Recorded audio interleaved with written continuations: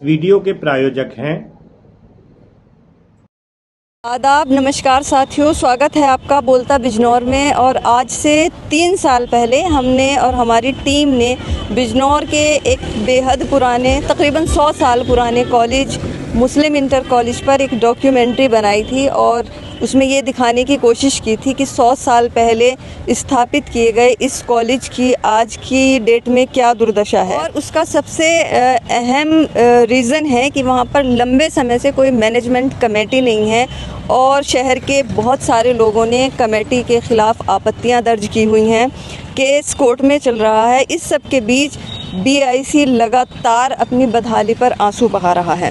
इस डॉक्यूमेंट्री को देखने के बाद दुनिया भर में बिजनौर से पढ़कर गए हुए एक्स स्टूडेंट ने हमारे साथ संपर्क किया और उन्होंने हमें आश्वस्त किया कि हमारी इस मुहिम में वो हमारे साथ हैं और BIC की फलाह के लिए, उसके डेवलपमेंट के लिए जो भी पॉसिबल होगा उसका हर एक्स स्टूडेंट करेगा। के लोगों को इस पर बड़ी आपत्ति हुई कि हमने कॉलेज की दुर्दशा को दिखाया है। उनको शायद ये लगा कि हमने ऐसा दिखाने की कोशिश की है कि कॉलेज उनकी इग्नोरेंस की वजह से, उनके इग्नोर करने की वजह से इस दुर्दशा को पहुंचा है, लेकिन हमारा ये मकसद बिल्कुल नहीं था। आज मैं आपको जो दिखाना चाह रही हूँ वो भी बेहद इम्पोर्टेंट है। अगर आप मुस्लिम कम्युनिटी की बात करेंगे तो मुस्लिम कम्युनिटी का आगाज़ यानी स्टार्टिंग ही पढ़ने से होती है। इसके अलावा अगर हम देश की और प्रदेश की सरकारों की बात करें तो एक बड़े स्केल पर हर सरकार एक मुहिम चलाती रही है कि बेटी पढ़ाओ और बेटी बचाओ। बिजनौर इंटर कॉलेज के जस्ट अपोजिट साइड में गर्ल्स कॉलेज के लिए एक बड़ा स्पेस छोड़ा गया है और वहाँ पर गर्ल्स इंटर कॉलेज प्रस्तावित है, जिसको डिग्री कॉलेज तक ले जाने का प्लान मैनेजमेंट का था। लेकिन जितनी बिल्डिंग तामीर की गई थी उसको चोर उचक्के टाइप के लोगों ने चौखटे और ईंटें उखाड़ कर बर्बाद कर दिया है। बीच बीच में ये होता रहा है कि सरकार और सत्ता से जुड़े हुए लोग इस जगह पर आते रहें और उस पर नई नई चीज़ें प्लान करते रहे हैं। कुछ समय पहले यहाँ के कैबिनेट मंत्री सुरेश खन्ना ने यहाँ पर दौरा किया था और इस जगह पर एक पार्क बनाने का प्रस्ताव रखा था। आज की अगर हम बात करें तो 15 दिन पहले बिजनौर ज़िले में नवागत ज़िला अधिकारी उमेश मिश्रा ने कार्यभार संभाला है और उन्होंने इस जगह का सौंदर्यीकरण करने का प्लान किया है। मैं आपको दिखाना चाहूँगी, एक बार आप देख लीजिए कि कितनी दूर तक आपको ये जगह नज़र आएगी। ये भी विवादित है। इसमें कुछ लोगों का कहना है कि कुछ एरिया यहाँ पर एक तालाब का है, सरकारी तालाब का, और बाकी एरिया गर्ल्स कॉलेज के लिए प्रस्तावित किया गया है। लेकिन आप देखेंगे तो एक लंबा एरिया इसका सौंदर्यीकरण या फिर तालाब, ये प्रशासन ज़्यादा बेहतर बताएगा कि सौंदर्यीकरण और तालाब के लिए चुन लिया गया है। हमारी DM उमेश मिश्रा से बात हुई तो उनका कहना है कि अभी हालांकि उनको 15 दिन हुए हैं और उनको इस मुद्दे की पूरी जानकारी नहीं है, लेकिन उनका बिल्कुल भी मकसद ये नहीं है कि इस ज़मीन को, इस भूमि को जो कॉलेज के लिए रिज़र्व रखी गई है या जिस पर कॉलेज, गर्ल्स कॉलेज प्रस्तावित है, उसको सरकार कब्जा ले। उनका मकसद सिर्फ इतना है कि इस जगह की गंदगी को ख़त्म करके एक खूबसूरत पार्क यहाँ पर बना दिया जाए, जिसका फ़ायदा आसपास के लोग और कॉलेज के स्टूडेंट उठा सकें। ये प्लानिंग तो यहाँ पर लगातार चल रही है, लगातार लोग आते हैं सत्ता के और सरकार के, लेकिन इसमें कितना दम है और ये कितनी कामयाब होगी ये आने वाला टाइम ही बताएगा। लेकिन इसके साथ साथ DM उमेश मिश्रा के इस स्टेटमेंट के साथ बिजनौर मेरा BIC मुहिम से जुड़े लोगों के वो सारे संदेह और शक दूर हो जाने चाहिए, जिसको लेकर ये चर्चाएं चल रही थी कि कहीं कॉलेज की ज़मीन को एक पार्क के रूप में तब्दील ना कर दिया जाए। मेरा BIC, हमारा पूरा प्लान ये है कि इस कॉलेज को ज़िले के टॉपर्स कॉलेज में शामिल करना है। इसके लिए हमें चाहे जितनी मेहनत करनी पड़े या जितना भी दम लगाना पड़े, हम अपनी मुहिम को बीच में नहीं रोकेंगे। हालांकि कोविड आ जाने की वजह से हम लोगों को रुकना पड़ा था, लेकिन अब फिर से कोविड के बादल छट चुके हैं। इसी संबंध में हम बहुत जल्दी आपके सामने मेरा BIC 2 के नाम से एक डॉक्यूमेंट्री लाने वाले हैं, जो आपको ये बताएगी कि इन 2 सालों में हम लोगों ने क्या किया और उसके क्या नतीजे निकले। सियासत और बोलता बिजनौर के लिए नाहिद फातिमा, बिजनौर।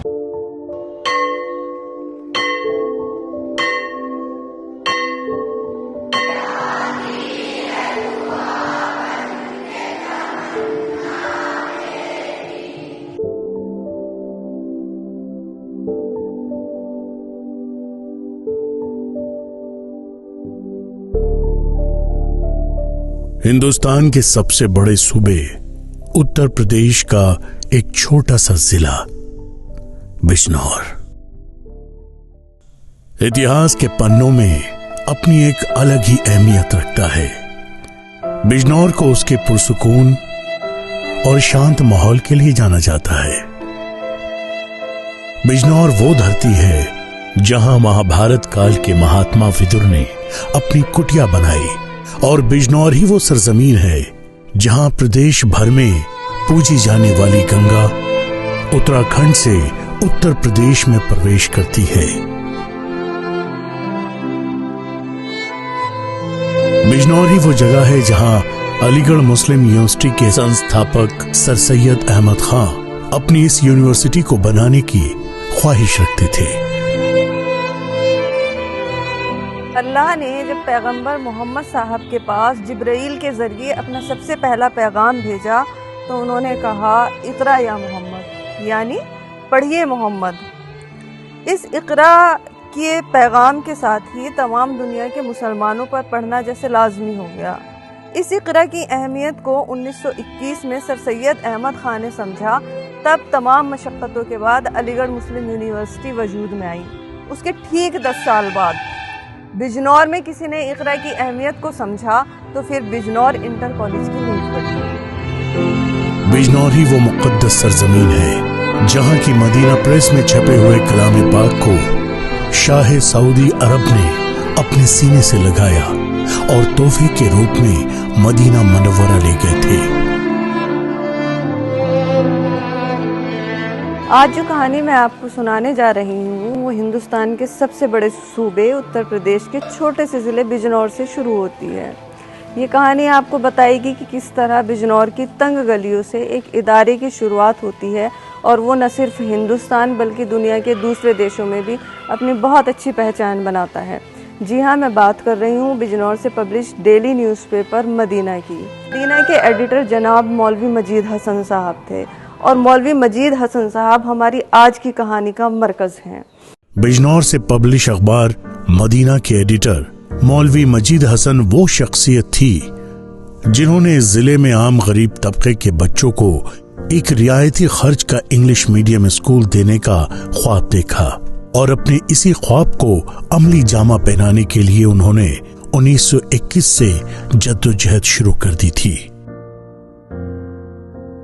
मदीना दुनिया भर में मकबूलियत हासिल कर चुका था, लेकिन मौलवी मजीद हसन साहब ने इस बात को बड़ी शिद्दत से महसूस किया कि बिजनौर में एक ऐसे तालीमी इदारे की बड़ी कमी है जहां गरीब और आम तबके के बच्चे तालीम हासिल कर सकें। इल्म की रोशनी के इस सफर में मौलवी अब्दुल समी साहब, मुश्ताक अहमद और गजनफर अली खां साहब से मिलकर मशवरा किया और दिल में कौम और इल्म परस्ती का जज्बा लिए साथ हो गए। और फिर वो दिन भी आ गया जब बिजनौर के मोहल्ला मिर्दगान की मदीना प्रेस वाली इमारत से ही एक छोटे से स्कूल की शुरुआत हुई। मदीना मंजिल वालों ने इसकी सबसे पहले बुनियाद रखी थी और ये स्कूल जो था मोहल्ला मिर्दगान में था पहले। बिजनौर इंटर कॉलेज की कहानी हिंदुस्तान में मुसलमानों के माथे से जहालत का दाग साफ करने में बहुत अहम रोल रखती है। ये कहानी साबित करती है जिस कौम के लोग आज से लगभग 100 साल पहले इंग्लिश स्कूल या कॉलेज बनाने में लगे थे वो आज कैसे शिक्षा से दूर हैं।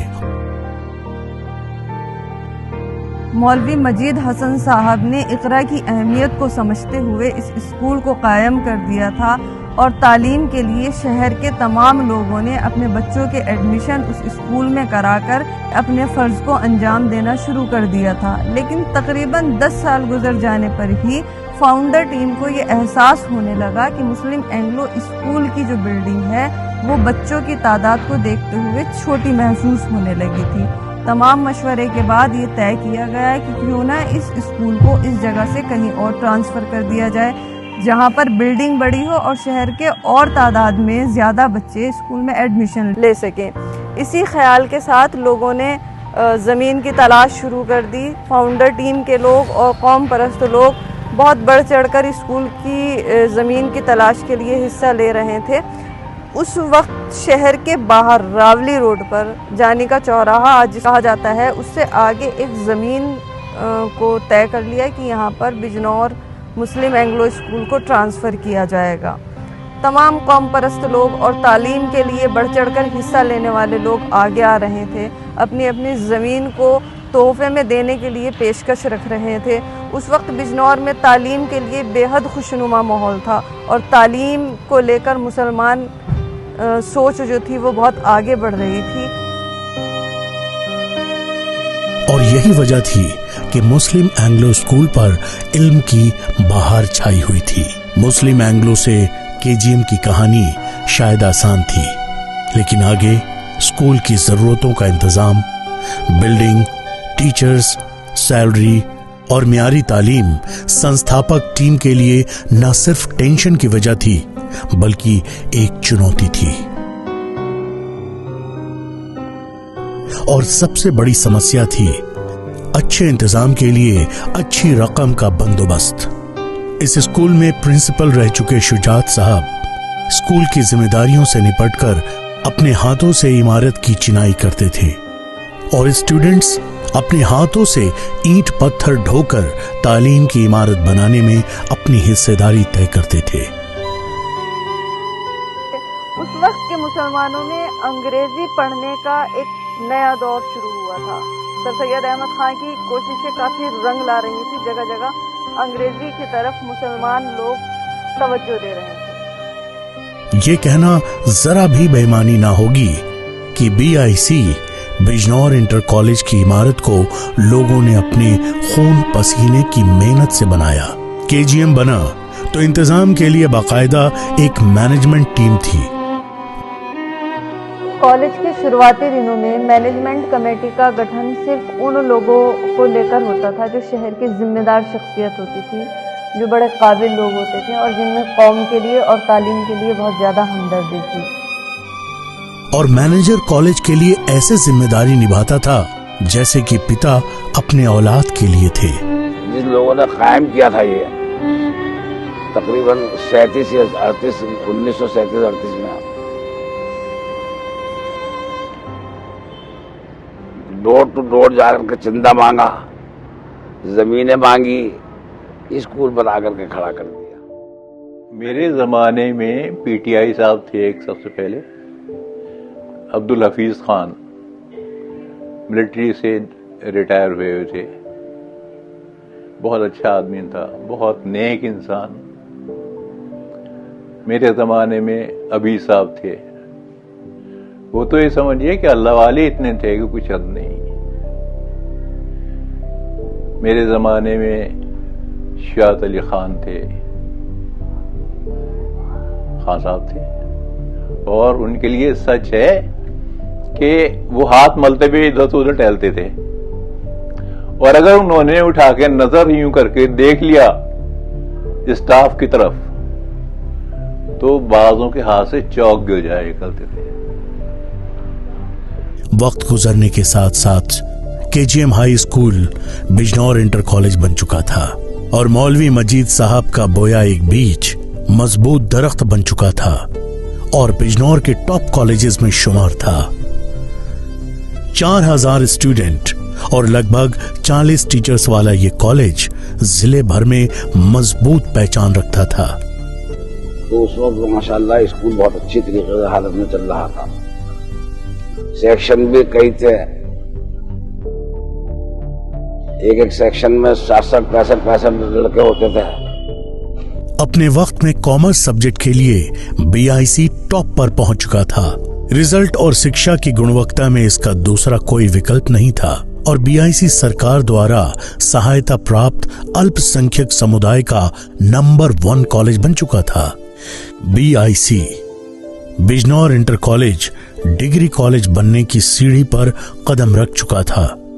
साथ ही बेटियों की तालीम के लिए गर्ल्स कॉलेज की नींव रखी जा चुकी थी। हाँ, डिग्री कॉलेज मैं ही गया था 2 बार बरेली, और एक हमारे बड़े बाबू थे इमाद साहब, हमारे पूर्व जो मैनेजर थे जावेद साहब, उन्होंने भेजा था। मैं एक मित्तल साहब से, उनसे हमारी बात हो गई थी। वो कह रहे थे आप सब फॉर्मेलिटी पूरी कर लिए, हम आपको डिग्री कॉलेज की परमिशन दे देंगे। और जावेद साहब जो पूर्व मैनेजर थे, उनका इरादा था कि सामने जो दीवान वाला तालाब कहलाता है, वो कॉलेज की प्रॉपर्टी है, वो वहां उसके लिए उन्होंने कमरे भी 2 बनवाए थे और वहां वो घर खोलना चाह रहे थे। फाइल आज भी मौजूद है, लेकिन मैनेजमेंट ना होने की वजह से वो आगे चल नहीं पाई थे। BIC की उरूज और तरक्की की कहानी को तब बुरी नजर लग गई जब कुछ शैतानी मिजाज के लोगों ने BIC के उस संविधान का फायदा उठाया जिसमें पारदर्शिता रखने के लिए उसे बहुत आसान बनाया गया था। एक मामूली रकम अदा करके कोई भी शख्स कॉलेज का ट्रस्टी बन सकता था। उस जमाने में 25 रुपए फीस थी कुल मेंबर बनने की। BIC के बुरे दौर की शुरुआत उस वक्त से हुई जब ये तय किया गया कि मैनेजमेंट टीम का गठन इलेक्शन के द्वारा होगा। वोटों के द्वारा ये तय किया जाएगा कि कौन इस कॉलेज का मैनेजर बनेगा। और यहाँ से BIC बिजनौर इंटर कॉलेज के जवाल की शुरुआत हुई।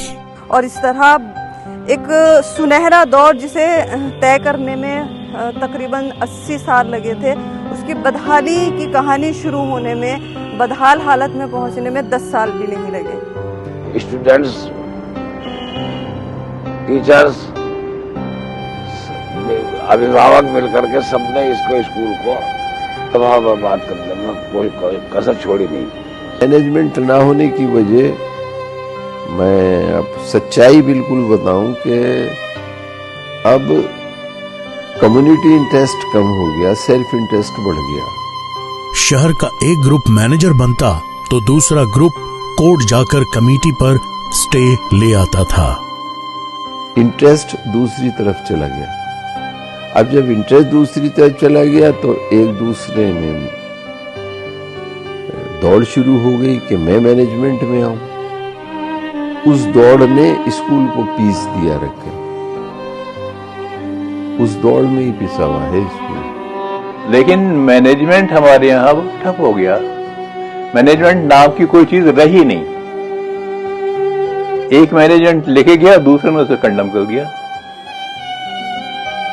तो जब मैनेजमेंट नहीं चलेगा, टीचर सारे रिटायर होते रहेंगे, उनको कोई रखेगा नहीं, वो कॉलेज कैसे चल सकता है? 18 साल से मैनेजमेंट कमेटी ने कॉलेज को अर्श से फर्श पर ला दिया। आप ये समझिए कि अब से मेरे ख्याल से 17 साल हो गए और सिलेक्शन कमेटी का गठन नहीं हुआ। करीब करीब 200 रिट हो चुके हैं पेंडिंग हाई कोर्ट में कॉलेज नहीं चलने का। और ये झटका इतना शदीद है कि कॉलेज जिसको संभाल नहीं पा रहा। मैं समझ नहीं सकता कि कब तक इस हालत में हम कॉलेज के लिए दुआएं करते रहेंगे और कॉलेज नहीं हो पाएगा। वाकई सच बता रहा हूं मैं, कॉलेज के लिए दुआ करता हूं, 5 वक्त दुआ करता हूं, लेकिन मेरा कॉलेज वहीं का वहीं है। किसी इंस्टीट्यूशन को कायम करने के लिए खून देना पड़ता, वो मादा है नहीं। टीचर्स अपॉइंट नहीं हुए और पुरानी टीचर्स रिटायर्ड होते रहे। कॉलेज में स्टूडेंट्स की तादाद कम होने लगी। हमारे यहाँ रिक्त पद जो हैं 20 सहायक अध्यापक के और 3 पद जो हैं लेक्चरर के रिक्त हैं।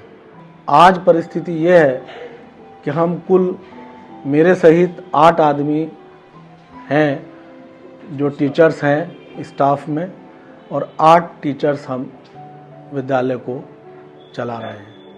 तो सारी परेशानियों की जड़ मैनेजमेंट का ना होना है। उससे मैनेजमेंट से विकास कार्य प्रभावित हो रहे हैं। सारे जो मैनेजमेंट के विकास के खाते थे वो सब सीज हैं, क्योंकि उन्हें तो केवल मैनेजर और मैनेजमेंट ही ऑपरेट कर सकते हैं। तो वो ऑपरेट नहीं हो पा रहे, तो पैसा वहां पड़ा हुआ है। खूबसूरती के लिए मशहूर बेमिसाल कही जाने वाली इमारत बूढ़ी हो गई है, रंग रोगन के लिए तरसने लगी है। इल्म से लबरेज लाइब्रेरी अपनी बदहाली की दास्तां कहती है कि BIC की मिल्कियत की जमीन पर भूमाफियाओं की नजरें गड़ गई हैं। जब तक मैनेजमेंट कमेटी नहीं बनेगी तब तक कॉलेज लड़खड़ाता रहेगा। जब तक कोर्ट से रिट वापस ना हो तब तक टीम गठित नहीं होगी। अब इसे ना तो आप हल कर सके ना मैं हल कर सकूं। ये तो ये है कि इन्हें शऊर आ जावे, कुछ लोग सर जोड़ करके बैठे हैं कि भाई इसके मुकदमा वापस लिए जाए। हाई कोर्ट में अब हम लगे इसमें थोड़ा सा कि भाई आपस में प्यार मोहब्बत से कर लो काम को, सब मिल करके कर लो, कुछ नहीं हुआ। तो जज्बा मिली जज्बा अगर है तो कोई काम होगा, वरना नहीं होना। पूरे मुस्लिम मुआशरे को इसका बेड़ा उठाना पड़ेगा, ये किसी एक के कहने से नहीं है। उस रिक्रूटमेंट पावर की वजह से सारी लड़ाई है। अगर आज वो रिक्रूटमेंट पावर खत्म कर दे, गवर्नमेंट विड्रॉ कर ले, तो कोई भी लड़ाई नहीं होगी। और एक बहुत बड़ा तबका, मैं उनका नाम नहीं लेना चाहता, लेकिन भली बात पूरा शहर जानता है, उन लोगों का मकसद ये रहा है पिछले 10 सालों से, तो मैं देख रहा हूँ कि किसी भी तरीके से स्कूल पर कब्जा किया जाए और इसकी संपत्ति को हथियाया जाए और अपने हाथ में इसकी बागडोर लेकर खूब करोड़ों का बंटाधार इसमें वारी न्यारी की जाए। इसमें जो लोग इसको चिपटे हुए